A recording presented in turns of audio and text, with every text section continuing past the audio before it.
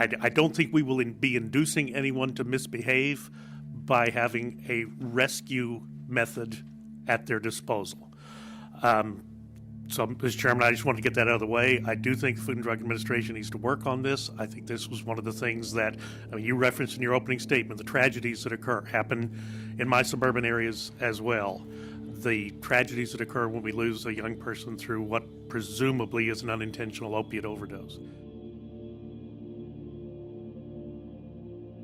Welcome back to Outside Counsel, and thanks for tuning in to the second part of my interview with Chris McGreal, author of the book, American Overdose, The Opioid Tragedy in 3 Acts. My discussion with Chris continues today with a deep dive into his experience on the front lines of the opioid epidemic. In episodes 2 and 3 of our first season of Outside Counsel, I interviewed a former sales representative, now whistleblower, from Big Pharma, named Carol Panera, who spoke candidly and beautifully about her experiences in that job for 5 years.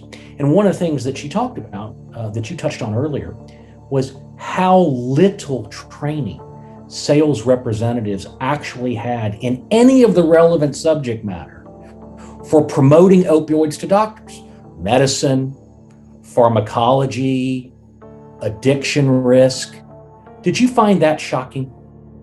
Yes. If the doctors have very little training and understanding, and they're listening to salespeople who have very little training and understanding, then you have to ask yourself, where does all this information begin? And it doesn't begin in any sense with the medical profession. It begins in the marketing department of the drug industry. And the marketing department is focused on one thing: selling as many pills as possible. And so you don't see them looking and weighing up the medical benefits, because they don't have the ability to do that. What they're looking for is any kind of information, any kind of studies, anything that will justify prescribing more pills. And that's what they do. They go out and find essentially very weak evidence that in some cases they outright misinterpret. And it gets pushed to their salespeople, who push it to the doctors as evidence that these drugs are effective, that they're safe, that they're necessary. It's all begun with the marketing department, has nothing to do with the medical profession at all. Consider that, as Carol Panera made clear, as have many sales representatives of opioid manufacturers that I have deposed, taken their sworn statements in litigation. Sales representatives were paid on a commission and bonus schedule directly tied to how many opioids they sell, and in higher dosages versus lower dosages. In other words, the more opioids in the higher dosages that they persuaded doctors to prescribe to patients, the more money they made. And many of them were hard-charging 20-somethings just out of college. That's who many of these sales representatives were, with no medical training, no expertise in any relevant scientific subject matter. Is that unique to America? Certainly, it's unique to the extent of its influence on the medical profession. I mean, in public health services elsewhere, which drugs get used and how are on the whole decided by the public health authorities. So, for instance, in the British National Health Service, there's a committee called NICE. It buys the pills. It decides, which pills will be used for what. Now, doctors are free to prescribe, and they undoubtedly do meet sales reps. But the fact is, the whole process is so much more controlled. And if you look at, for instance, the prescribing of opioids, there are very strict guidelines set by the administration of the National Health Service about what doctors can and can't do, what they can be used for. And so the role of the salesperson, the drug industry salesperson, is far less influential, not only over the individual doctor, but over the whole kind of public health sector administration. I mean, one of the things you see in what happened in America is that the drug industry didn't just influence the individual doctors. They actually had enormous power over the whole hospital system through there is essentially in the United States, there's a system that requires individual hospitals, even privately owned hospitals or corporate hospitals, they have to adhere to certain federal standards in order to receive federal money, particularly for Medicare and Medicaid, things like that. One of those standards is to meet certain patient satisfaction levels, and that is guided through patient satisfaction surveys. And those patient satisfaction surveys on things like opioids could determine whether a hospital did or didn't get federal money. That was a direct consequence of the way that the drug industry operated. You're, of course, talking about the Joint Commission. And didn't Purdue Pharma actually pay for and write the Joint Commission's guidelines on how to treat pain for the year 2000?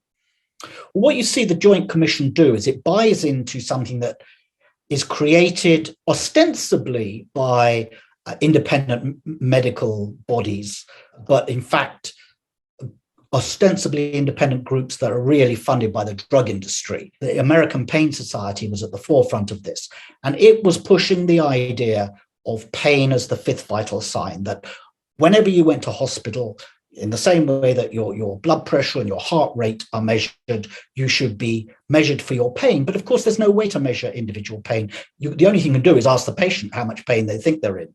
But the Joint Commission, which has an effective oversight of hospitals, bought into this idea under pressure from the American Pain Society, which was, of course, being funded by the drug industry.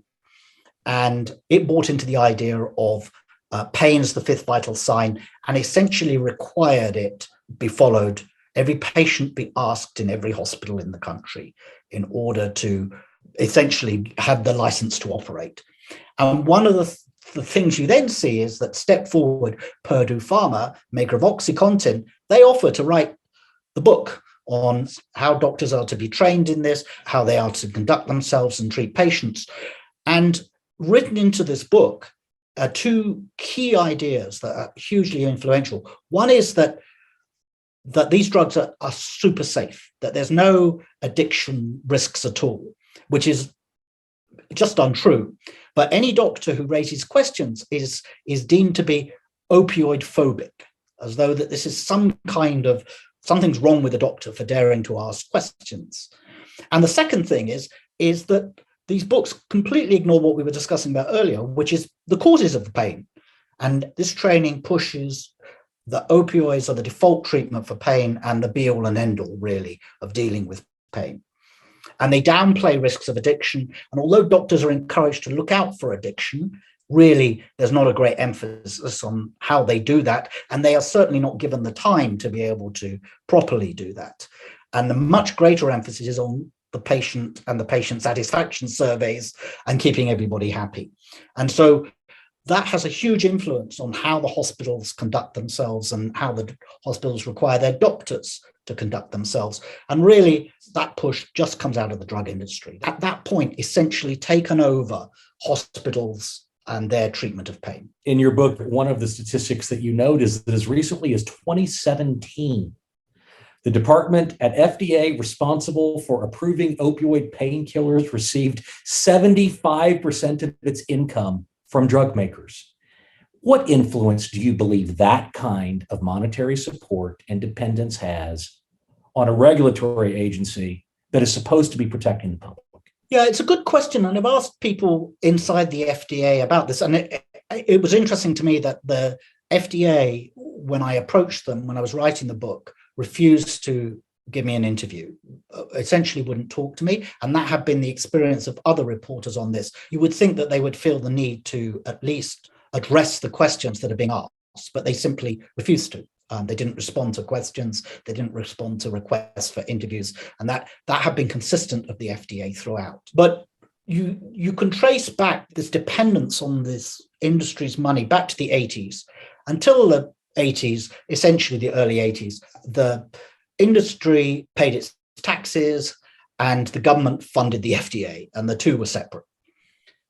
You start to see after the Reagan era and pushed by Clinton as well, Bill Clinton when he's president, you start to see the idea that the drug industry is going to pay for services from the FDA. And over time, that gets to be a bigger and bigger proportion of the FDA's income. And the FDA will tell you, oh, it doesn't influence us.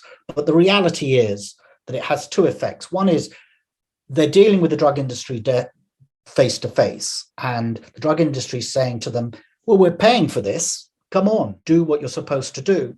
But more importantly, the drug industry would go to Congress, members of Congress, and say, why are we paying all this money when the FDA is holding things up? Why are we paying all this money when the FDA is so slow? We need to speed this process up. Don't you understand how much money is involved? It opened the door to political pressure, but it also opened the door to a kind of working relationship, which some had characterized to me as the FDA starts to see the drug industry not as being the regulated, but as the client, as the customer, and it's serving the drug industry. And I think you can see some of that in the most recent revelations about the consultants' role in the FDA. They were advising both sides at the same time. Now, the FDA didn't know that McKinsey was advising Purdue Pharma exactly the same time that it's advising the FDA, but it's interesting nonetheless that the FDA should feel the need to go to McKinsey and seek out ways effectively to keep the drug industry happy through the management consultants. And you see it in other ways too. One of the things I report in my book is about meetings that the FDA has where the drug industry pays to be at the meetings. They're paying intermediaries $40,000 a time to be at the meetings. And these meetings are essentially to establish the regulatory framework for opioids, amongst other things. And whilst the FDA would say, well, of course we have to meet the drug industry, the circumstances, the money involved, the fact that there were committees formed where you had senior FDA people on it that were being paid to be there, and the FDA is doing the paying, shows a kind of a closeness of relationship that you would not expect from a regulatory body and a regulated industry in this way. Over time, over the course of the opioid epidemic at long last, more legislators, people in law enforcement and regulatory agencies, at least acknowledged an understanding that the root cause of the opioid epidemic is the disease of addiction rather than the bad seed, open quote, abusers, close quote. And you recite in your book an interview with the former Center for Disease Control, Tom Frieden, who made very clear to you, at least as you reported it, this isn't an evolution of erudition and progressive thinking. It's just that the opioid epidemic, unlike the crack epidemic of the 1980s, affects white people as much as it does people of color. I found that jarring. What conclusions did you draw about that assessment? And what do you make of it? Well, I would go further and say it wasn't just it was white people, because when it was white people in Eastern Kentucky and West Virginia and Maine, and they were marginalized and they were relatively poor, I think they were ignored too. I think it was white middle-class people, white people of a certain standing. Once it started to filter into universities and kill middle-class kids, when it started to hit communities such as around Sacramento, actually quite wealthy California communities, you start to see people dying. Then it's people who have a voice, and finally they start, to have an impact, and it gets, noticed. You talk about Dr. Andrew Kolodny in your book, who I interviewed in our first season of Outside Counsel. And with respect to him, you note FDA officials don't like Kolodny. One described him as a complex character, but outside of the Drug Evaluation Center, there was a recognition that at least some of the Kolodny's views about the epidemic had merit. Why don't FDA officials like Dr. Kolodny, according to your reporting? I think because they find him difficult. He kept pushing. He wasn't easily persuaded that it was the victim's fault.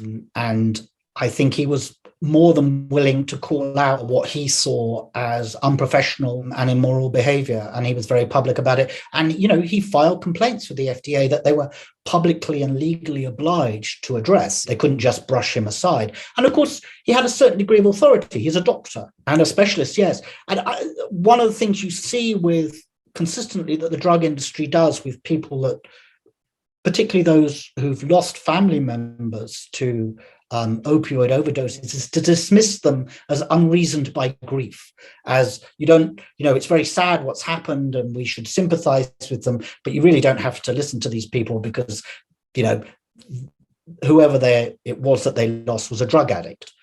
Harder to do that with Kolodny. He was better informed than they would have liked. I read your book because I am passionate about learning everything I can about the opioid epidemic and doing what I can to communicate about it, bring about harm reduction, and hold drug companies accountable for their role so that they will fund the opioid harm reduction programs that work. Why should others who are not quite as inside baseball as I am about this read your book? I think because it will tell them something about the way things really work, to be honest. I think it's an insight into who has influence over perhaps the most important thing in your life, which is your health. Who is really making the medical decisions? We're often told, nobody should become between a patient and their doctor. But one thing that was quite clear to me in reporting this book is there's a lot of people between a patient and the doctor. From the insurance company, the hospitals, the drug industry, they're all making decisions. The patient doesn't necessarily see them, but they're all making decisions about that patient's health and what's good for them. And the doctor often has far less ability to make an independent decision than the patient might imagine. But I think it goes to something bigger, really, which is, the influence of corporate money in how things are run. And obviously, the medical profession has been enormously influenced by that in ways that, to my mind, are undemocratic. I also would say the other reason to read the book is that the human tales of the people that were good enough to speak to me about their experiences of this, both people in West Virginia who've lived through the epidemic, including some people who lost all their family members, to the doctors who fought it, were brave enough to stand up and fight it, to some people inside the FDA who had the courage to talk to me off the record. Their tales are truly sometimes heartbreaking and sometimes very courageous. And I think that's one thing, I made a point of bringing out in the book, is that there have been some very courageous people out there who've fought this all the way, at some cost to themselves. I've had the same experience here on Outside Counsel, where I've had the privilege of interviewing Krista Cavalier, who lost her son to an opioid epidemic and is in recovery herself. Trish Cole, who after losing her son to an opioid overdose, became a paramedic. And now with her husband, who's also a paramedic, rides around in ambulances, reversing opioid overdoses with Narcan when they get there in time, and develops relationships with these people and their loved ones. And the point of this show, more than any other, is to bring those people forward as shining examples of what can be done and is being done if we're willing to look at it and we're willing to face it and we're willing to confront it. And you're one of those people. And I can't thank you enough, both for writing the book and for your candor. You are a delight to have on the show. Well, thanks for inviting me on. If it's okay by you, I want to just ask you a couple more questions. You talk about in your book, there are no shortage of lessons to be learned about what happens when commercial interests wield influence over medical policy. But the epidemic should also cause the country's leaders to reflect on who fell victim and why. Who else do you want to listen to this podcast and read your book about who fell victim and why? Well, I would like, perhaps it's striking to me, I live in New York now. When I was doing my tour for this book, promoting it when it first came out, it was interesting where people turned out. And the bookshops in West Virginia, in Kentucky, and in Oklahoma, they were full. When I did it in New York, not a lot of people turned out. And I think that those places that haven't been as badly blighted by it, by the opioid epidemic, or at least certainly not by the original prescription pill epidemic might learn something from looking at what happened to other parts of this country. When President Trump was elected, there was a rush to try and understand what was going on in other bits of America by people in places like New York and Washington, D.C. And I think this is an important part of that, if you want to understand why those parts of the country felt so abandoned in many ways, like nobody represented them. And one of the things that's interesting to me is that, West Virginia's a good example. I've just been there. The suspicion of authority and of the establishment extends to corporations. These are Republican voters who you might think would be big fans of big business and corporations, but they're not. And part of that is because of the opioid epidemic. They see corporate interests as also working against them, not just the government and the political establishment.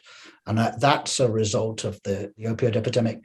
So I would suggest people who don't live that, don't understand it, might gain some insights as well. Watch any television show, count the number of prescription drug ads, and there's no doubt in your mind, we haven't changed pill culture one whit as a result of the opioid epidemic, have we?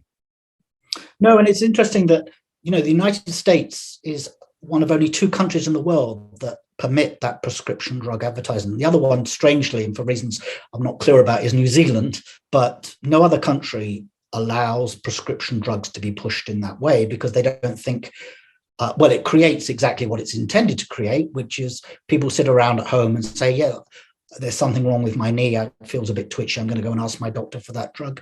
And doctors, in many cases, feel obliged to follow through and prescribe. And it creates demand for drugs that isn't necessary. Well, on this show, you are going to get a full recommendation and endorsement. Every single listener, read American Overdose, the opioid tragedy in 3 acts. It is worth every word and every minute. And you are too, Chris. Thank you. Thank you, Jeffrey. Thank you to my guest, Chris McGreal, and thank you for tuning in. Next week, I'm sitting down with Brian, a jack of many trades who has lived a colorful life. For over a decade, Brian suffered from opioid addiction, first to OxyContin and then to heroin. Brian has been sober for the last several years and is running for sheriff in Travis County, Texas. If you or someone you know is struggling with opioids, please visit www.addictioncenter.com to learn more about the available resources in your community. This podcast is produced by Shannon McDees of Revel and Convey and Larry Shivano. The opinions expressed on Outside Counsel are neither legal nor medical advice. The views and opinions expressed in this podcast are those of the speakers, guests, experts, and/or host. They do not expressly nor necessarily reflect the opinion of any institution with which I am or ever have been a member and should never be attributed as such. Thank you for tuning in to another episode of Outside Counsel. I'm Jeffrey B. Simon.